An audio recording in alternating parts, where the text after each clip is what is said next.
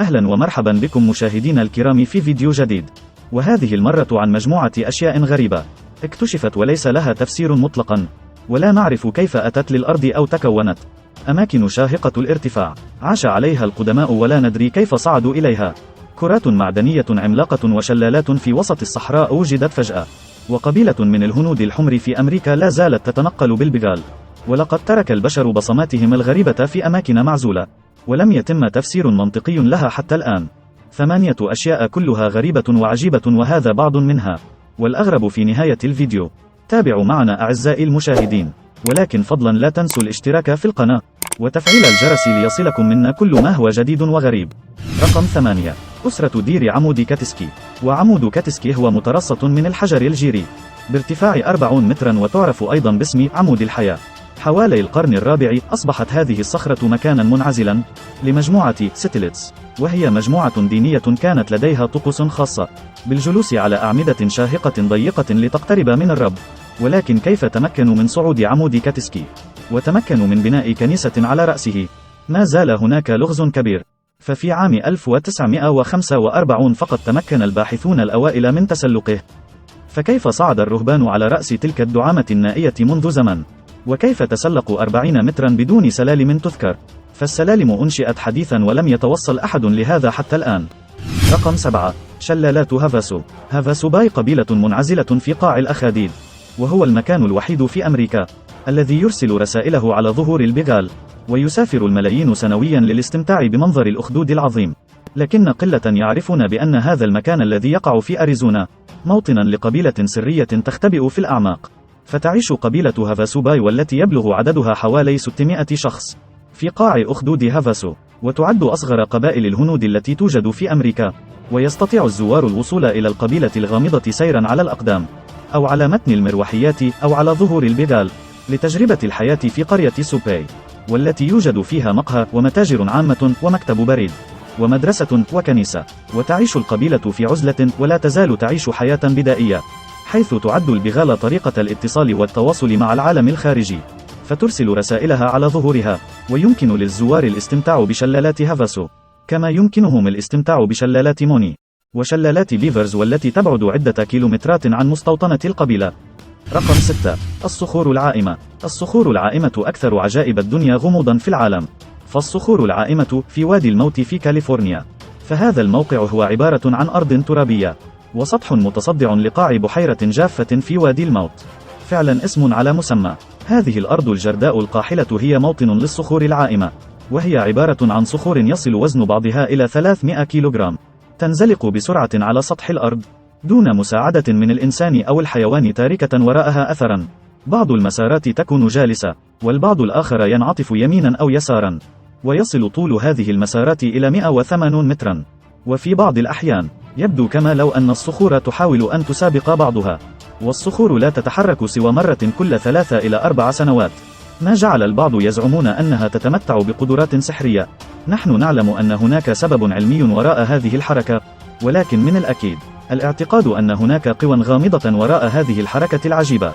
رقم 5. جبل واو الناموس. وهو جبل بركاني في جنوب وسط ليبيا، يبلغ ارتفاعه 575 مترا، وتعتبر من أكثر مناطق العالم غرابة، حيث هي عبارة على جبل بركاني وصفائح بركانية خامدة ذا صخور بازلتية سوداء، به عدد كبير من البحيرات متعددة الألوان المنتشرة على سفحه، مع النباتات كالقصب والأشجار الموجودة قربها كالنخيل والآثل.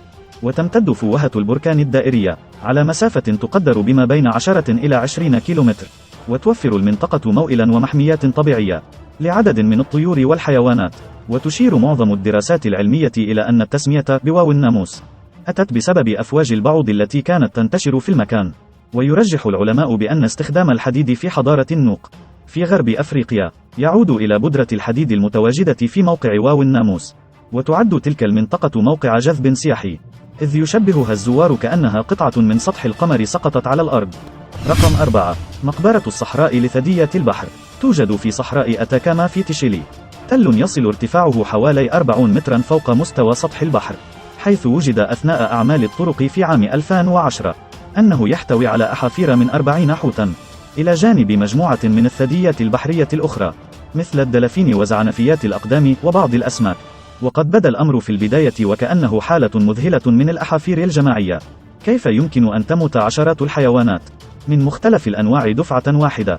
ويرجع التفسير الأكثر قبولا هو أن العديد من الثدييات والأسماك قد تكتل وتجمع في هذا المكان مع مرور الوقت، وأن التلة المعنية كانت المكان الذي انجرفت الجثث إليه، وقد حافظت عليها الطبيعة لمدة 9 ملايين سنة. رقم 3. العملاقة المتحجرة أرماديلو. في الأرجنتين وجد صبي هذه البيضة العملاقة بجوار شاطئ النهر، وفي أول الأمر ظنها بيضة ديناصور، حيث لا يوجد بيض بهذا الحجم غير بيض الديناصور، وفي النهاية اتضح أنها ديناصور قديم، ولكن المفاجأة أنها ديناصور أرماديلو عملاق يصل طوله ل3 أمتار ووزنه ما يقارب 2 طن، وهي حفرية محفوظة جيدا ومتحجرة وكما لو كانت حقيقية.